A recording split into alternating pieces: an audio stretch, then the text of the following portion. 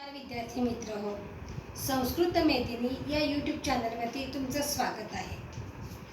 आज मी तुम्हाला इयत्ता 8वी संपूर्ण व संयुक्त संस्कृत ह्याच्यातलं का स्त्रीलिंगी प्रश्नार्थक सर्वनाम ह्याच्याबद्दल आज मी तुम्हाला शिकवणार आहे.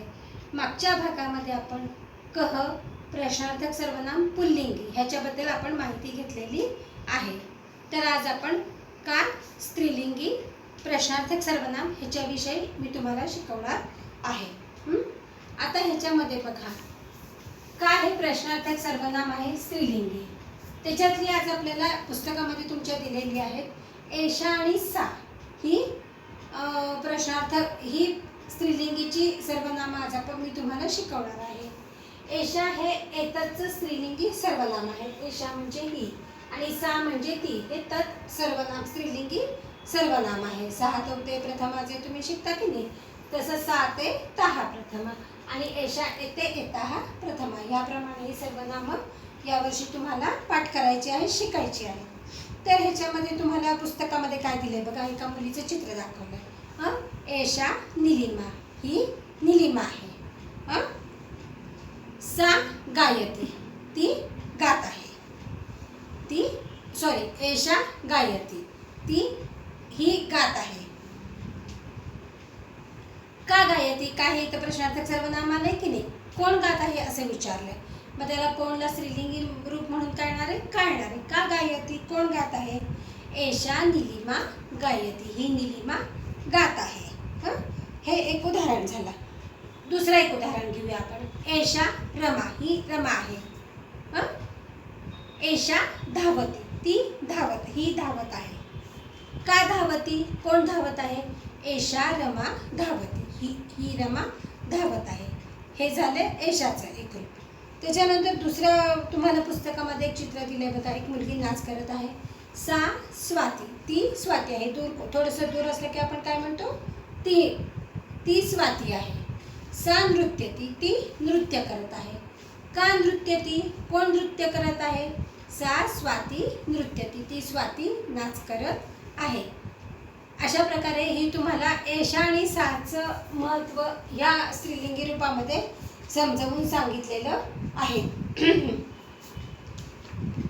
बघा, जवळ असलेल्या व्यक्तीबाबत आपण एषा हा पुल्लिंगी किंवा एषा स्त्रीलिंगी हे आपण सर्वनाम वापरतो.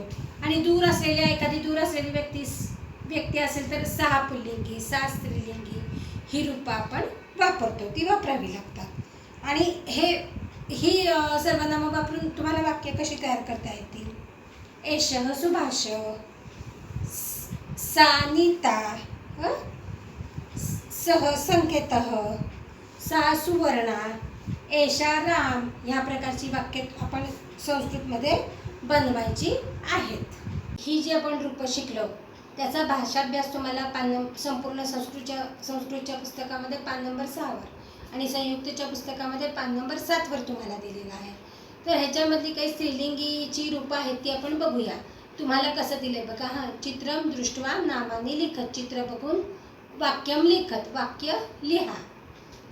बघा, एक मुलीचं चित्र दिलेलं आहे, हसतीय मुलगी असं चित्र तुम्हाला दिलेलं आहे. तर त्याच्याबद्दल तुम्ही काय सांगणार. एषा बालिका हसती, त्याचं उत्तर तुम्ही काय लिहिणार. एषा ही मुलगी हसत आहे.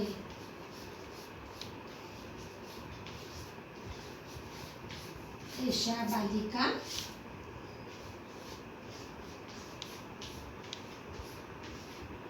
हसती, असं वाक्य तुम्ही त्याच्याविषयी लिहायचं आहे. दुसऱ्या चित्रामध्ये तुम्हाला एक महिला जाताना दाखवत आहेत, तर त्याचं तुम्ही उत्तर काय लिहिणार. एषा महिला गच्छती. एषा महिला किंवा स्त्री काही पण लिहू शकता तुम्ही, दोन्ही संस्कृत शब्द आहेत.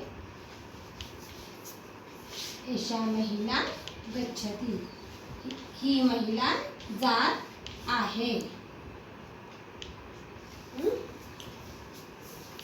त्याच्यानंतर तिसऱ्या चित्रामध्ये एक शिक्षिका तुम्हाला गाणं म्हणताना सांगताना दाखवलेली आहे, तर तुम्ही त्याच्यावर काय लिहू शकता. अध्यापिका गायती किंवा अध्यापिका पठती काही लिहू शकता तुम्ही.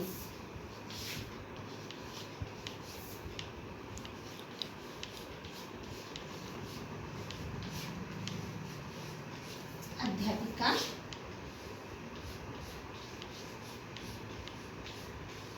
गायती किंवा पठती. या दोन्हीपैकी तुम्ही कुठलेही क्रियापद इथे लिहू शकता. आणि चौथ्या एका चित्रामध्ये काय दाखवले? मुंगी दाखवली बघा. मुंगीला काय म्हणायचं? पिपीलिका खादती.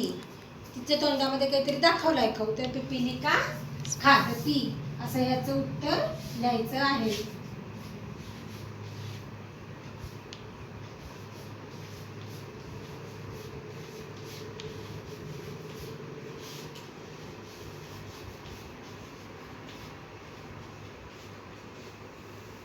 पिपीलिका खादती असं याचं उत्तर लिहायचं आहे. सॉरी, पहिला दुसरी वेलांटी पाहिजे. पिपीलिका खादती. ठीक आहे, कळलं? धन्यवाद.